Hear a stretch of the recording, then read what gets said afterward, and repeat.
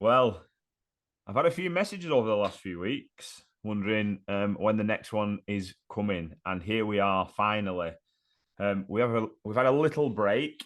It's been a longer break than we expected. We do apologise, but we were always planning on doing these in batches of 8. If you want, we can call this the start of season 2. But it's actually episode 9. But what we're going to do, we're going to scrap that. It's going to be season 2, episode 1 for us. We always plan on having a little bit of time off, maybe not as long as we have had.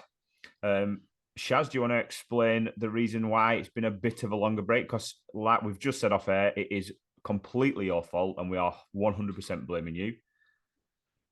Yeah, it is totally my fault. I had to have surgery. I've had my gallbladder removed, and for the first sort of week, 10 days, it was horrible. Couldn't move, couldn't really do anything. But on the mend now. It's been 4 weeks nearly now since I had it done, and sort of 90% back to normal. So that's been the main reason why we've been on this extended break from Chaiibucks. Good, but here we are. We're back again. It's Chaiibucks Chat. We are on Spotify. We are on YouTube, and I think that's it, isn't it? And we're also on. We do drop some videos occasionally, behind the scenes looks and things on Instagram as well. Which reminds me that we do have a bloopers video still to put up on Instagram, which will be going up ever so shortly. So welcome back. I am once again for season 2, episode 1, joined by Mr. Sharafat Shah and Mr. Yasser Sufi, who both of them are very happy today, as it was the start of the championship season this weekend, and their beloved Blackburn Rovers have won. So yeah, I'm miffed anyway. I'm not talking about football, especially not talking about if Rovers win. We will rock you. You can rock whatever you want. We're not talking football. So today, chaps, I think, Yas, you've come up with a bit of a topic today, haven't you? So do you want to kick us off? It's on the back of a lot of questions I've been getting. I think just to rewind back to season 1. Season 1 kick-started when Phil, you joined us for 30 days of Ramadan and fasting, and the first couple of episodes were all based around your experiences of those 30 days. And then I think you've been on a journey a bit since then, haven't you, of learning a bit more about the faith itself, obviously the month of Ramadan, and just asking questions, I think. And I think what was it, the day of Ashura, where you asked the question the day before whether we were all fasting for the day? You asked the question rather than we had to ask it. Yeah. And me and Shaz were like, mate, you're on your own on that one, because it was a 19-hour fast or 20-hour fast or something like that. But after that, we had our second Eid of the year. And you had an Eid party at school, didn't you? Yes, we had Eid Fest. Eid Fest, yeah. And me and Shaz wanted to be there, but unfortunately weren't able to be there because we do have jobs, unfortunately. And I know we were looking forward to it, but at the same time, I think you came down to my house, borrowed some clothes. Yes. Put on one of my outfits, which is, we call a jubba. And you had a kafia with it as well. Did you wear the kafia? Yep. Palestinian kafia. So you wore that as well. And I posted a picture of you on my Instagram with it on, looking pretty smart, I must say. Pulled it off, my friend. And the number of questions I had, has Phil reverted? I think because we gave you a name, and I can't remember what name we gave you. Can you remember? Yeah, well, I think that's where it all stemmed from, wasn't it? You put the picture and asked for my Muslim name. That's the one. Recall. And there were a few options that came through. What did we land on? I'll have a look. Once you two get talking, I'll have a look. Was it not Jacob? I think Jacob, the Islamic version of Jacob, Yaqub. I think there was a few others, but no, I can't remember. That there was quite a few coming through, quite a few suggestions. But on the back of it, the question I got asked the most was, has Phil reverted? And I kind of didn't answer them because I wanted to keep them guessing, and I wanted to use. Yes. Before you carry on, can you just explain the term reverted? Because we've had this conversation off air recently, haven't we? That the word reverted is fairly new as far as we're concerned. Because when I was growing up, anybody that changed religion, we said is converted. Yeah. What we used to say, this terminology has been reverted. Has, as far as I'm concerned, that terminology is fairly recent. Yeah, agree with you. But at the same time, when you say fairly recent, I'd say about good 10, 15 years at least as a minimum, as far as I remember. But when we were young, yeah, we used to always say converted. And then at some point, people started correcting us, started saying it's not converted because we believe we are born Muslim. So when you're born Muslim and when we believe, obviously, we come sent, to this earth by a higher power, a creator, as it were. We call him Allah. And from that perspective, we believe that when we come to this earth, we are Muslim, we're born Muslim. So if you do go back to becoming a Muslim, from our perspective, you've reverted as opposed to converted. So that's just a bit of context on that. But the amount of questions I got, Phil, to say, have you reverted? And that was on the back of asking for your Muslim name. And I'll be honest with you, I think I must have had at least about 10, 15 messages, and I didn't answer a single one because I thought, you know what better way of answering that? And in terms of, you've been quite open with us about discussing your beliefs and discussing what you believe or don't believe. And it's a fascinating insight into, me and Shaz, we've grown up from a, young age, grown up as Muslims. So it's a bit different hearing a bit, someone with a different outlook on life. So first of all, not to put you on the spot, have you reverted? And I think I know the answer to that, but I might be surprised. And then on the back of it, give us, I know we've had a very open and honest conversations about this. So just give us a bit of an insight into what goes on in there for you. Do you really want to dig in here? So I haven't reverted. No. I like the idea of religion, and I think it must be nice for people who do believe in a higher power to have that faith and belief. And I think that must be a really nice place to be, especially when the chips are down and your back's against the wall and there's, things aren't going particularly well. That there's that intrinsic, feeling that things are going to get better because of this higher power, whether it's God or whatever it is you believe in. So I think that must be really nice. I don't believe there is a God. I suppose my outlook would be, I think I'd be classed as an agnostic atheist, in the fact that I don't believe there's a God. However, the minute that somebody could prove there was a God to me, or there was proof, or I saw proof, then I would immediately change my mind. I wouldn't still not believe, if you know what I mean. I'm not like firmly atheist. I think and I've said this to you, if at any point that belief in me does change and something happens in my life where I think there is more, I think Islam would be the way to go for me. I think matching my personal values with a religion, I think I'd settle. Not that you particularly have a choice, really. I don't know how that works. Looking at all the different religions, I suppose if I had to pick one, it'd certainly be Islam that I'd follow, I think.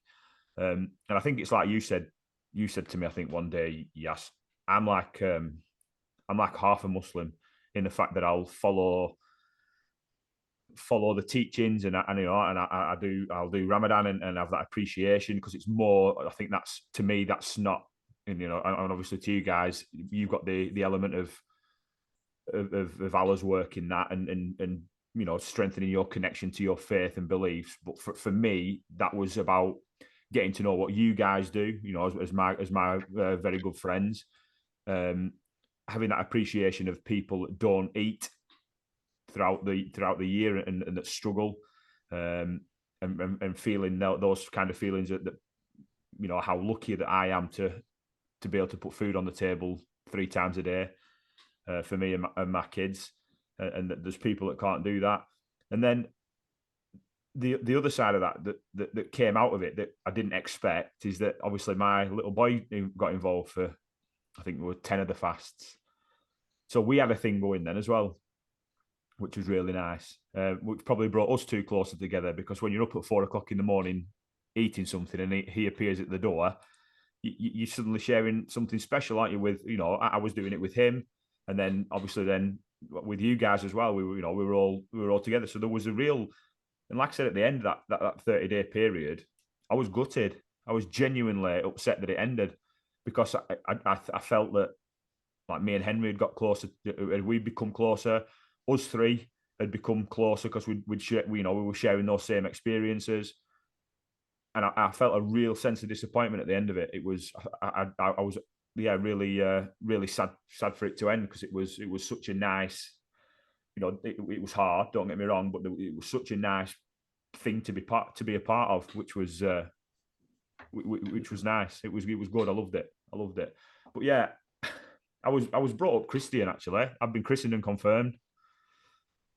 Religion was never for me. We used to go to church on a Sunday. I used to go to Sunday school. The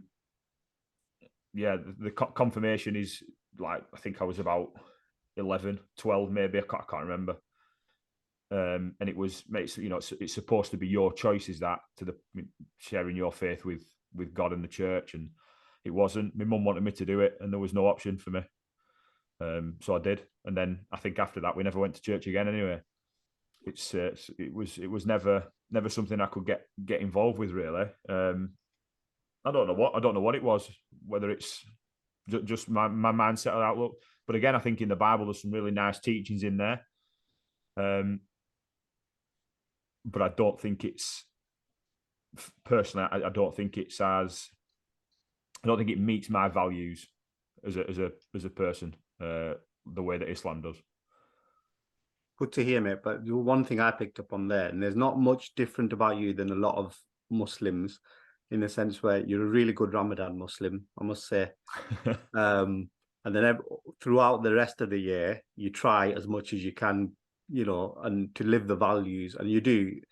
And one thing I do want to point out, because viewers might not be aware, but besides me and Shaz, you've grown up around a lot of Muslims, haven't you, as well? And you've had a lot of people close to you. Yeah, grown up's probably not the way, because I don't think it was probably high school when I started realizing that there was, you know, multicultural beliefs. And I grew up in a small village that was a white village, and I went to the primary school where there was like 100 kids in it tops, and we did everything in the village, and we that was it. And then high school was a completely different animal, where it was probably 30% Asian population at the high school, which was a whole new experience for me. And obviously that's when you also start seeing the racism element as well, and how it was, because what we're talking early 2000s probably. I think, yeah, it'd be 98 to 2003. I think I went to high school. So there was, you know, still people talking about like National Front, and BNP was like starting to bubble. But then it was probably that kind of time. Yeah. And then obviously I met as our Tires, and got in with those guys, and then there's you guys as well. And I think Shaq over in Manchester and Blackburn, and but I find it really difficult, because what people call religious beliefs, and like you say, I'm following that. I'm just trying to be a good person, and not try and screw anyone over, or I just want to get through day to day. I don't want to cause anyone any unnecessary grief. I don't want to cause anybody harm. I want people to be happy and healthy. And if you want to believe in whatever you want to believe in, that's fine by me. I don't want it rammed at me.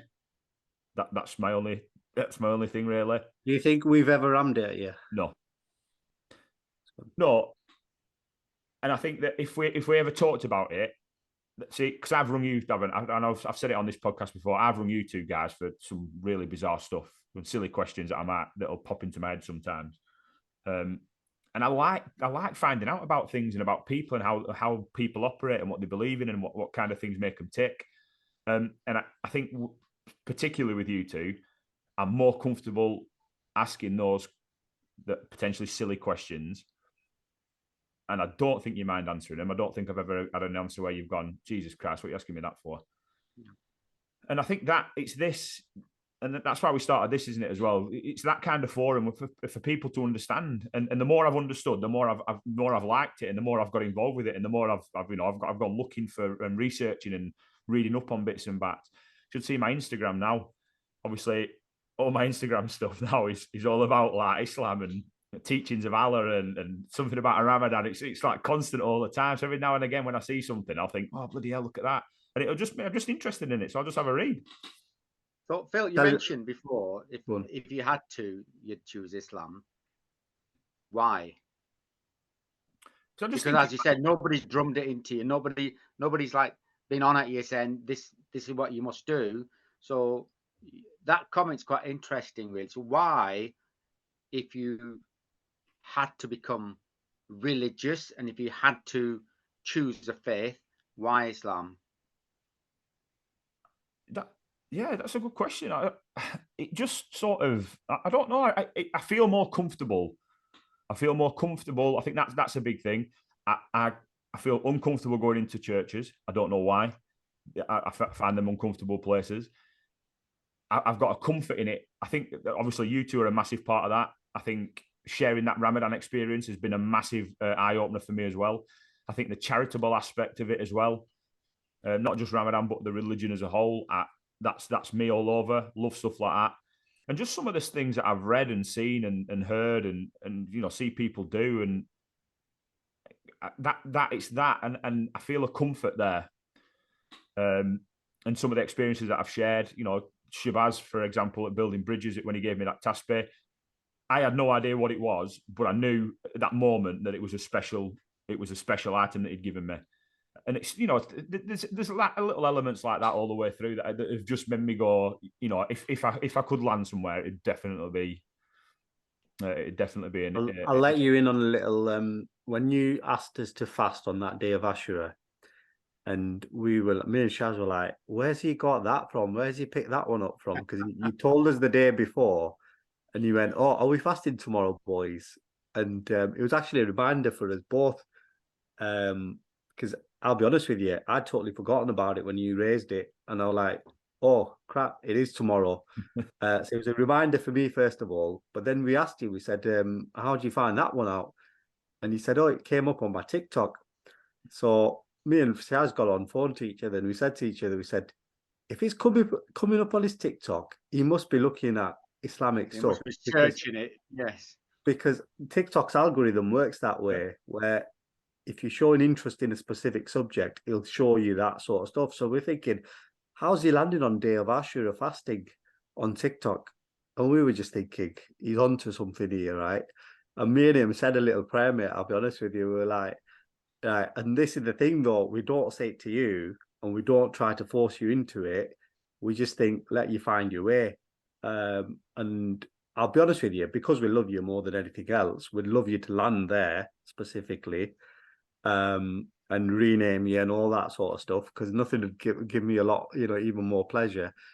But I don't know whether you mind discussing it or not. But when we were going through that whole naming process and coming up with names, you mentioned a close friend of yours had reverted as well. And that intrigued me a little bit. And I just thought to myself, someone who's gone on that journey. And I don't, obviously not asking for names or anything like that, but do you know about her journey and what she went through? Bits and bats. Yeah. And again, I'd probably, and I'm going to make an assumption. I think they've felt similar to what I felt, but they had the belief in the higher power. I don't know that for a fact, but that's the vibe I got. But yeah, from what I can gather, has what is it? I can't remember the term for the. Is it shahada? Shahada. Yeah. So that's all happened. What I don't really know what that was. It was a day though that you just so basically you're proclaiming that you believe in one God and that the Prophet Muhammad was his final messenger. And that's the difference, where we believe in Jesus, in Isa and other messengers, but we believe that Muhammad was the last one to come down with the message of God. So when you say the Shahada, you're proclaiming that, one, you believe in one God, and Islam, Christianity, Judaism, they all believe in one God, although in Christianity you also have the Holy Trinity, and you believe that Jesus is the Son of God and all that as well. So it's kind of a bit, whereas Islam, definitely only one God. So you're proclaiming that you're only believing in one God, and that if you believe that Muhammad was the final messenger, that means you're more or less there in terms of your belief and what you have. So if she's done that, yes, she's there. And did she rename? Did she choose a name for herself, or she just kept her? Because you don't have to. Again, I think she was on the route of picking one. Okay. Yeah, I think that's where. So yeah, it's difficult because I don't know the ins and outs of it really. But where I was at the time, obviously she was also observing Ramadan, so we'd set up. We were like during lunchtimes and stuff.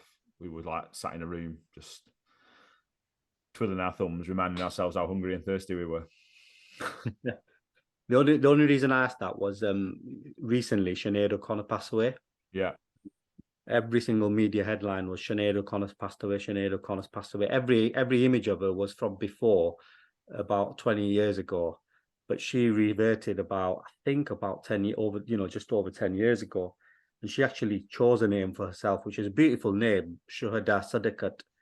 But not a single paper used that name, because obviously everyone knows her Sinead O'Connor, but no one used the name she chose for herself.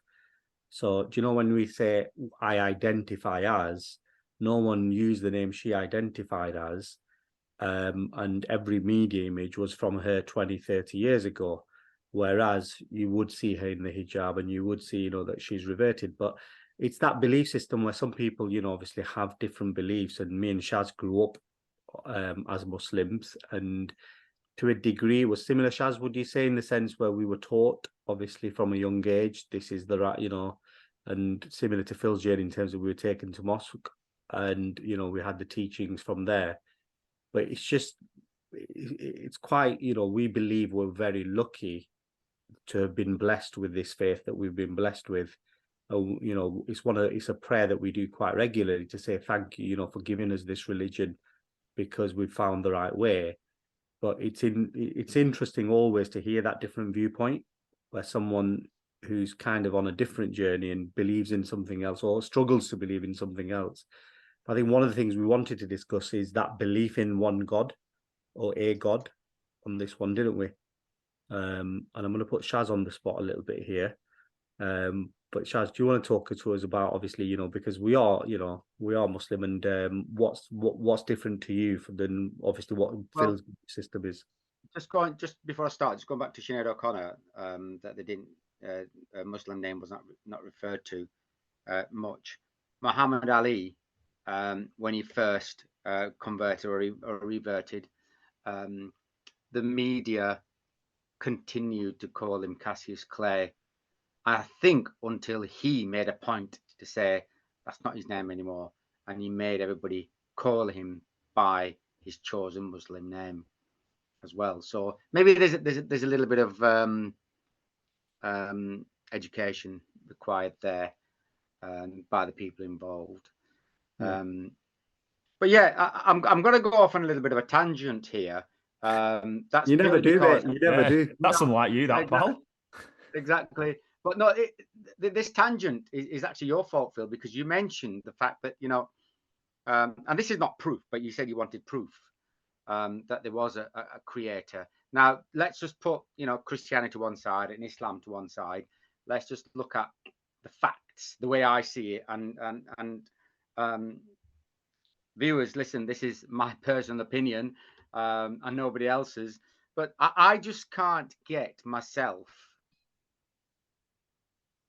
to understand how people that don't believe in a creator, how they think.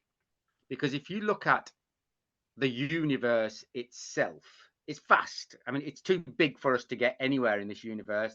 When you get out there, things are measured in not miles per hour or what have you. It's measured in flipping light years.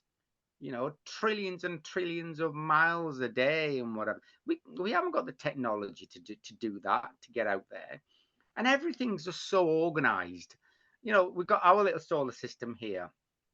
We're in that Goldilocks zone within our solar system, with our moon spinning around us and, controlling the tides and things like that. And that affects how we live. And then, we've got the trees, absorbing carbon dioxide and breathing out, and making oxygen for us to breathe in. And, and then, we're part of another system. And then our galaxy is part of another galaxy system. And everything actually has a purpose. If you think of a little, seed, that then a tiny seed that turns into a 200-foot high oak tree. I can't get myself to believe that all this is an accident. I can't get myself to believe that this just happened because of a sequence of events.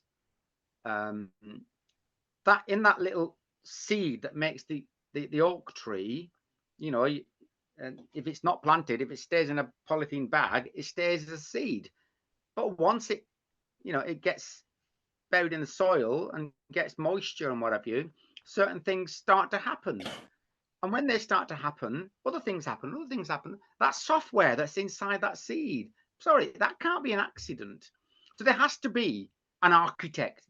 Let's, rather than call, Allah or God or whatever, let's just call this entity an architect of the universe. There has to be an architect for this. I can't get my head around the fact that there is no architect, there is no creator.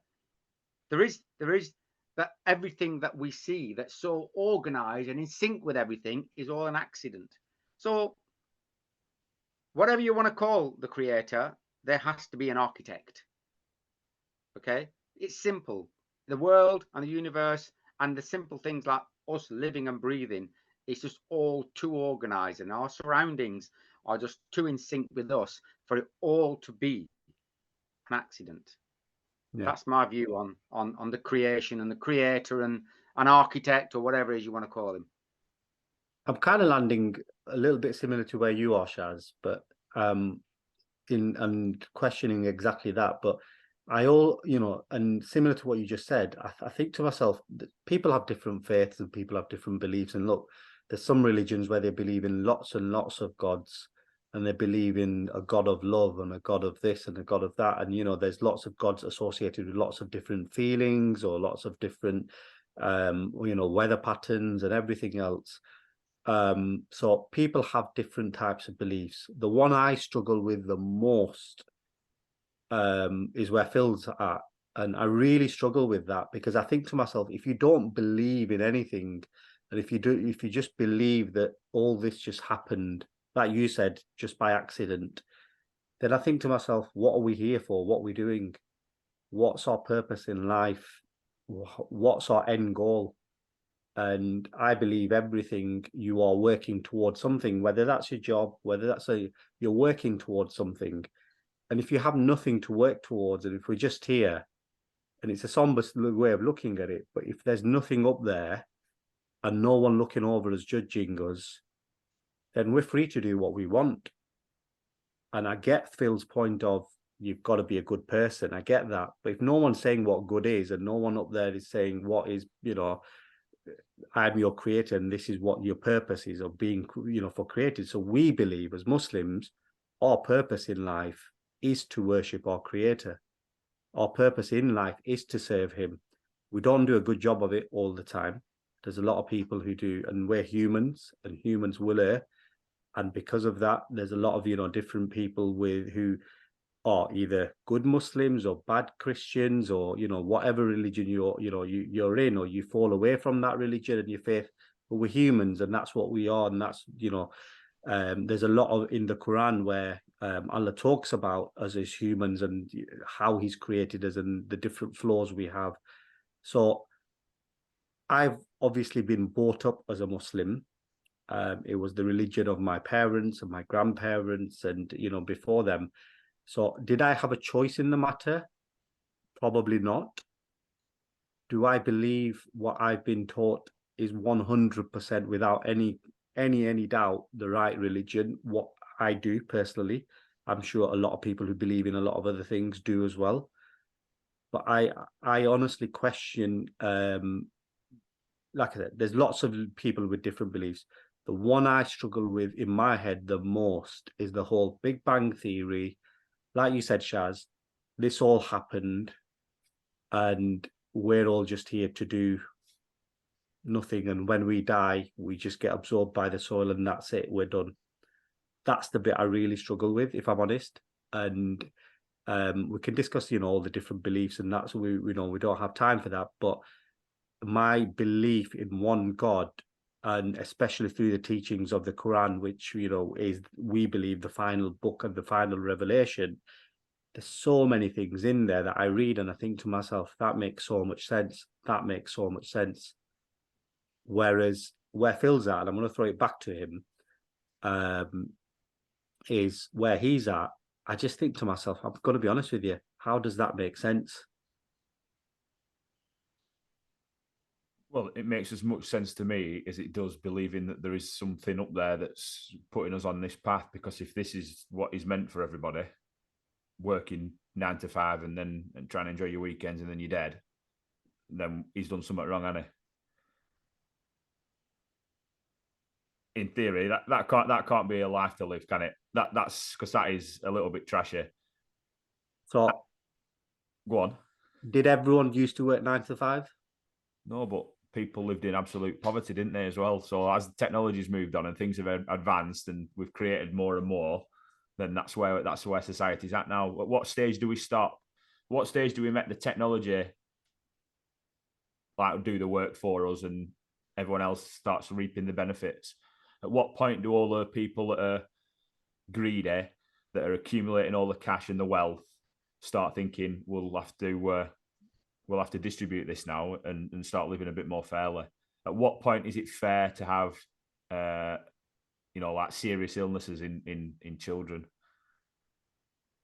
It's that I can't. Yeah. So one thing we have to look at, and we look at, is what's been taught to us by that higher power. And when we look at that, you see that it's a way of life as opposed to, so for example, when you're going back to your 9 to 5, for us, we believe Islam is a way of life. And it is something that teaches us how to live every moment of our life as good Muslims. That's the beauty of it. That's the difference for me. And do you know what you said there? That one thing that as a Muslim, and you'll have found this in the month of Ramadan more than anything else, and this is where you probably found that connection, mate. When you sit and contemplate what your purpose is in life, and we do that a lot through prayer, and we have to do it 5 times a day. And we're not saying we always do it 5 times a day, but we try to as much as possible. But especially in Ramadan, you really focus on that prayer element of praying to that Creator. And I feel that's when you really connect with your Creator. And when you're talking about poor people, ill people, and all that, you will find the poorest person in the world sat there believing in their one God, in their Creator, praying to that one Creator. You'll find a person with absolutely nothing praying to that Creator. You'll also find a person who's got the worst sickness, the worst illness you can imagine, but they still have the faith to pray to that Creator. And that's the beauty of it, is we can sit here saying, well, how has he done this, or how have they done this?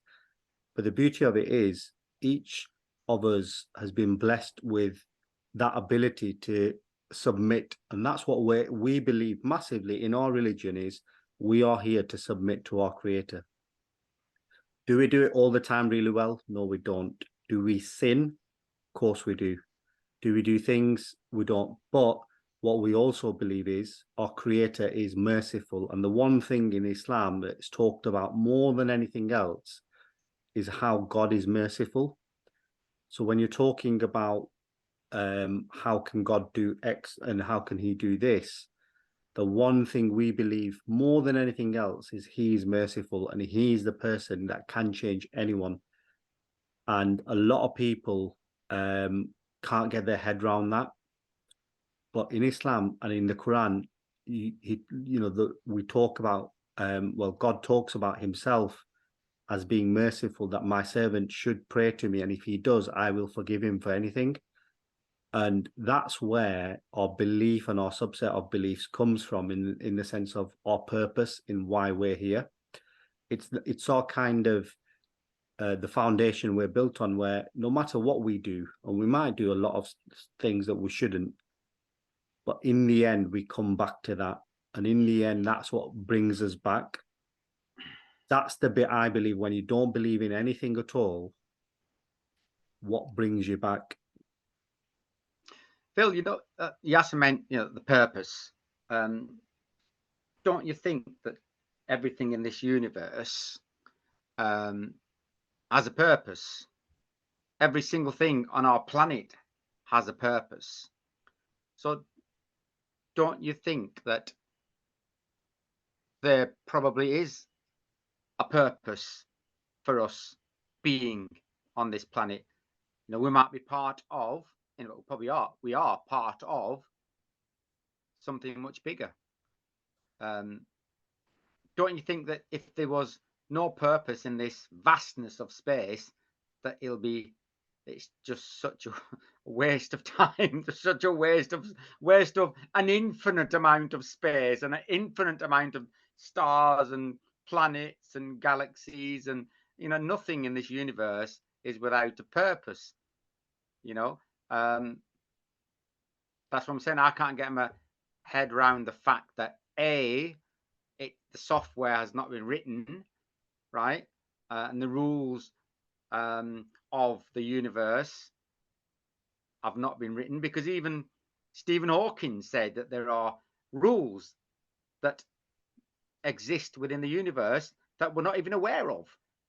Let's say we achieve light speed, traveling at speeds of light. There are then rules governing what you do then that we aren't even aware of yet until we get there. So there are rules to everything. So why?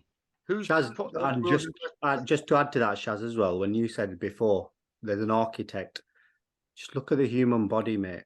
Honestly, a Big Bang can create all these different elements that make a body survive in so many different ways. Honestly, that's why my head gets blown a bit, where what Shaz said is so true. It wasn't that the Big Bang, the Big Bang theory isn't just it happened and then suddenly we were here as we are.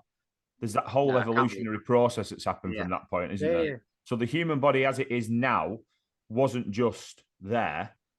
So is that what you believe? Sorry, just to interrupt. So is that what you believe in, that there was an evolutionary process? Well, I think that there's scientific evidence to back that up, that there's an evolutionary process. And I think that, and it's bizarre because it's something Ricky Gervais once said on a talk show, that if you scrapped, I think it was something like, if you scrapped every book of fact, every scientific journal and research that's ever been done, in 1,000 years, we'd have them back as they are, because the same experiments will give you the same results. Shall I tell you something then, what you just said? Two things that stuck out at me is, and this is the world we live in, is we become, and I'm not saying you are by any stretch at all, but Ricky Gervais is a very proud atheist. So when you follow someone who is very vocal, and he is quite vocal about being someone who doesn't believe in God at all. That influences how you can think as well. So that's one thing.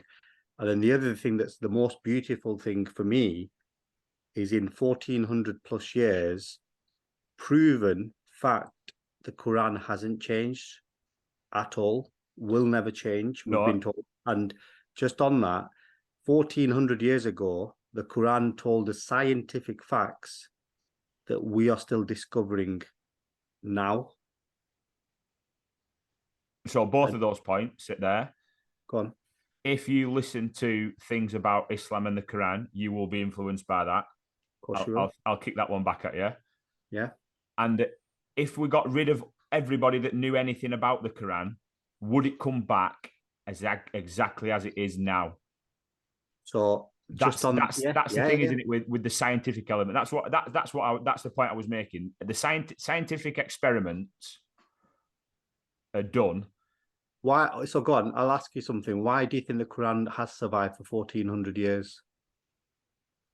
Well, like any, I think it's like any religion. It's like, so I probably know more about Christianity purely because that I ended up having to go to church when I was a kid. I don't disbelieve that there was people, what would it have been now? 2023 years ago. I don't believe there wasn't a baby born in a manger. I don't believe that night there wasn't a nice big shiny star, which probably drew some people over to look at it. And then I don't believe that Jesus did some of the things that he did and told some of the stories. There are elements of the Bible where he's feeding 2,000 people with 2 fish and 5 rolls or whatever it were that never happened. Never happened. And I also don't believe that his body disappeared 3 days after it was wheeled behind a rock. So there's elements of it that I think are true, and elements of things that probably have happened, like his body disappearing 3 days, he's risen again, that you can explain probably with some shady characters doing things during the night. Again, don't want to be. And I think, and I've got to be really careful what I say now because I really don't want to offend anybody. But I think there's been a bit of good storytelling from these people at that time. I think there's been a bit of salesmanship. I'll ask you to do one thing on the base of that. Yeah. I'm sure you have done already, because I know you've done a bit of research and I know you're quite intrigued in certain things, is just do some research on the Quran and how it's written and everything else. And every single person who studied it, who's not Muslim, all come to the same conclusion.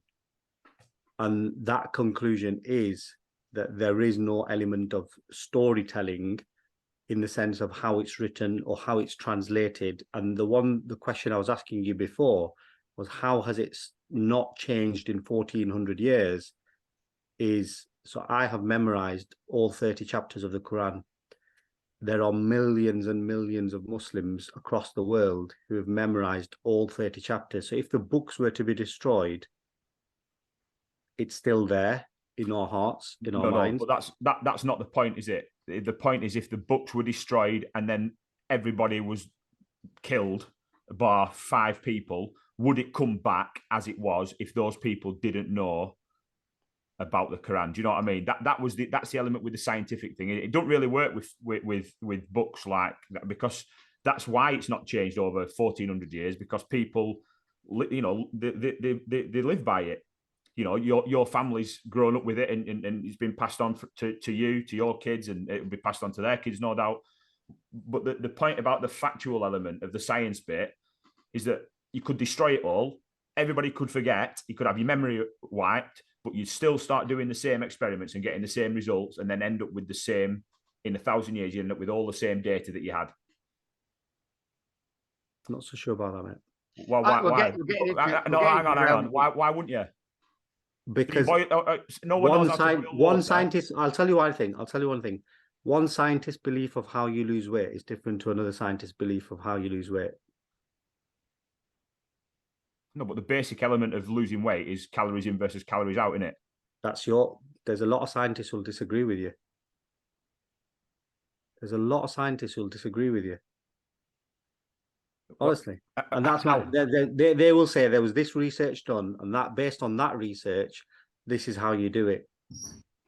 And that's my point, is scientists will disagree with scientists. Yeah, but The Quran, eventually, it's the proven Quran for me, something's no proven. one disagrees with the teachings of the Quran, in the sense of Muslims will not say to each other, that's wrong in the Quran. And that's my point, is for me, science, take on board what Ricky Gervais is saying, you will find studies to prove anything, because it's data, and data can be, interpreted however you want it to. According to Donald Trump, he still won the election because he'll use data to say that's how people have different beliefs. And that's my point is, and this is the main core of our belief, is humans will be humans, and humans will evolve 100%. Humans will be different in how they think, how they work, and we believe that technology will move at a very fast pace. It's actually something we believe that technology will move at a very fast pace, and people will build really tall buildings and everything else. We can argue about this till the cows come home.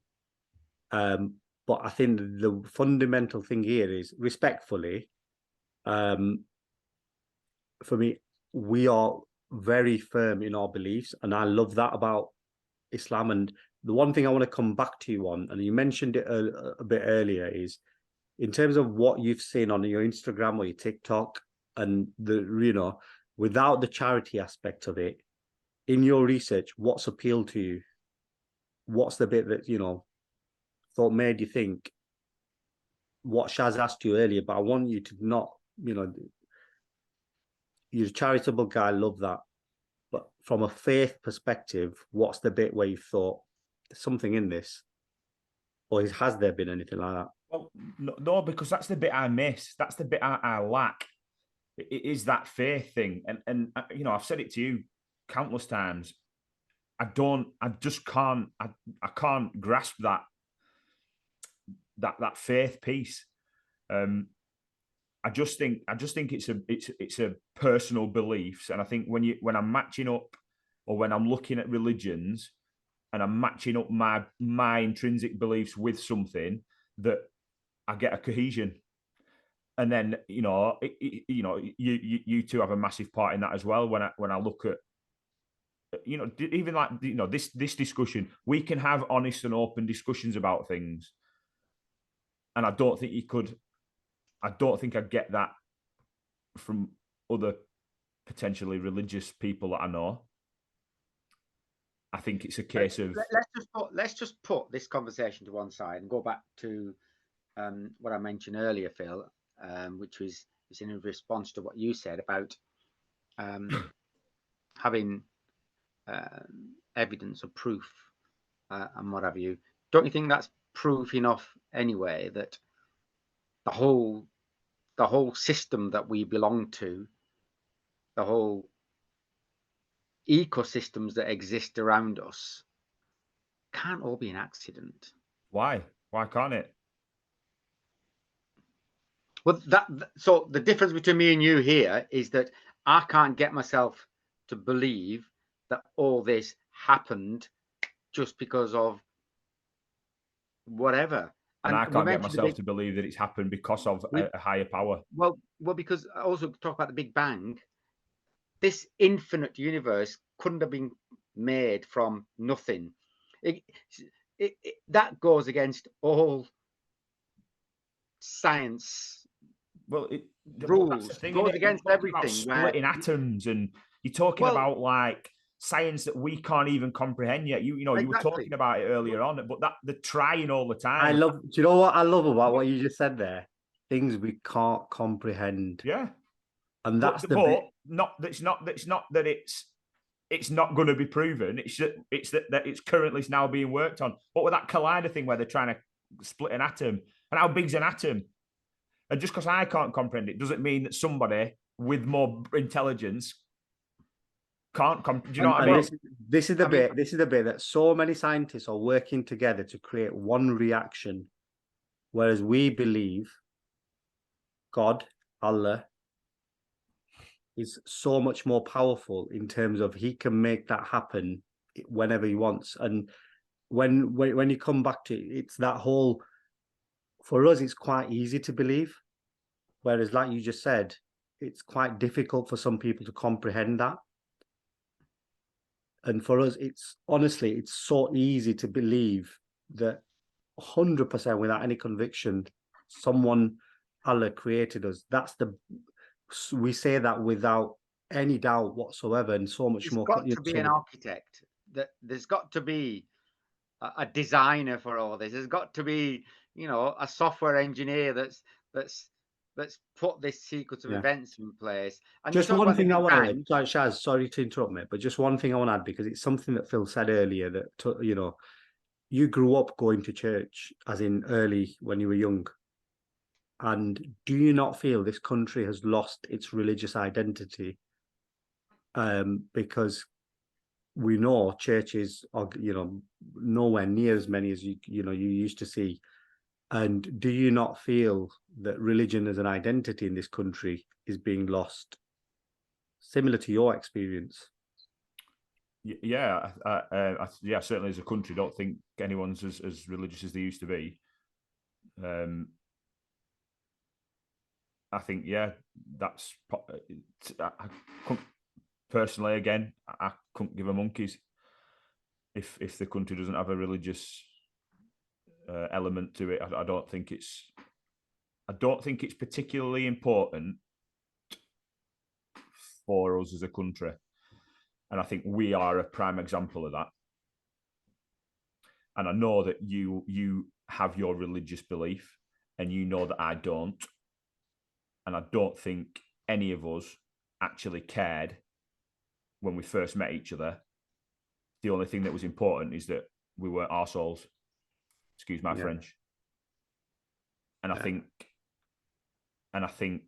that even Christianity, I think there are teachings in stories in the Bible that help people to be good humans.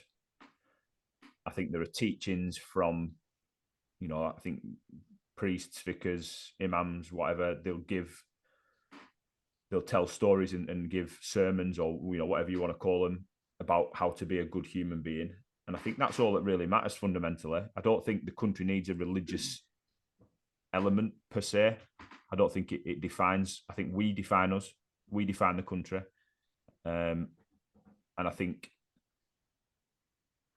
this country is great when it's as multicultural and accepting as we can be. There are elements that still need changing, and there are elements that we, as a threesome now, will help change. I think these chats that we have, because we've said it countless times, you can believe what you want to believe. It doesn't mean that you can't get on with your brother, does it, or your sister? You might have I will tell you one thing. If you're an arsehole, you're an arsehole, and you don't have the time of day. I don't have the time of day for you if you're not going to be nice to other folk. And that's something really powerful you said there, because as Muslims, we do believe we're all brothers, sisters, family. We're looking after each other, as Muslims especially. So I'll tell you now, Brother Yusuf. And I think that was it. I think that was the name. Yusuf, it was. That's Brother right.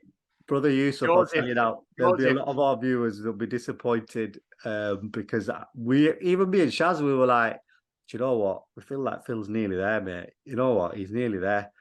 So we did discuss that, didn't we? That's exactly what we said. But it's interesting though. Just go back to what Phil was saying. It's interesting that Christianity in this country is not as popular as it was before. You would never hear that said about a Muslim country. Well, you'd never hear fastest growing religion.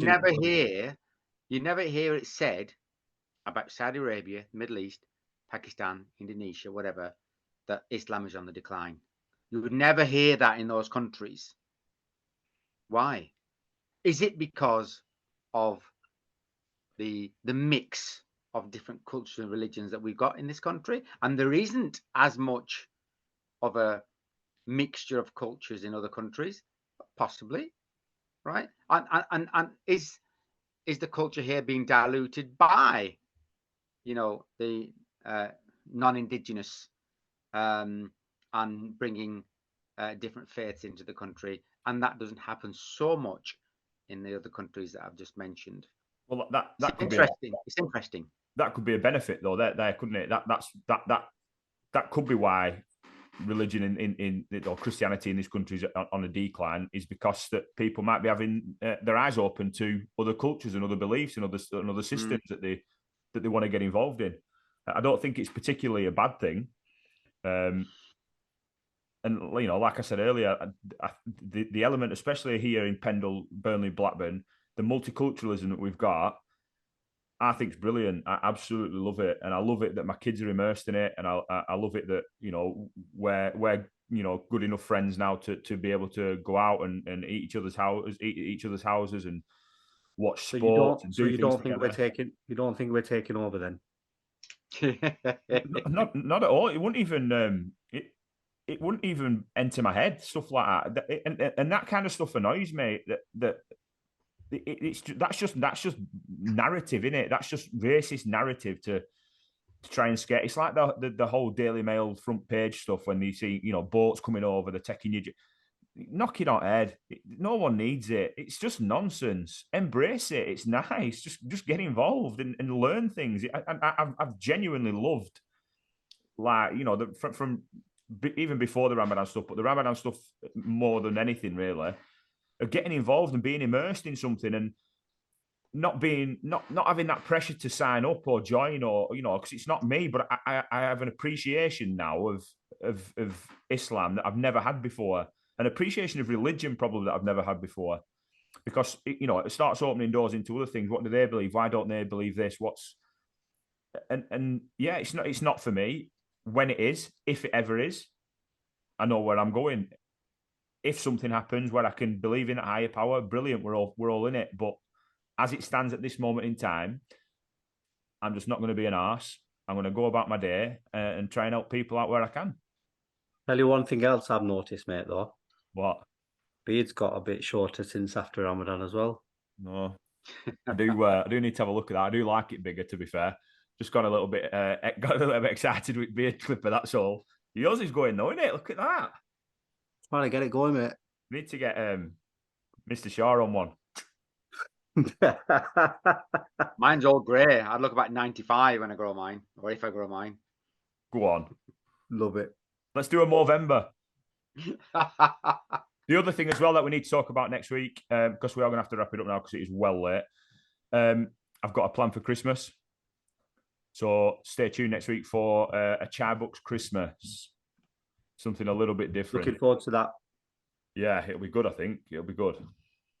Interesting. But yeah, gents, pleasure today, mate. I think there's more on this. I think there's more. This has got to be the longest podcast we've done. 100%. But welcome to season 2. I'll tell you one thing. When Brother Yusuf joins us, oh dear, that will definitely make my day, mate. So I'll still live in hope. Oh. And on that note, gents, thanks for joining us. We will be on Spotify. We will be on YouTube. This has been season 2, episode 1, Chaiibucks Chat. Gentlemen, thank you very much. And I'll see you next time. Thank you. See you next time.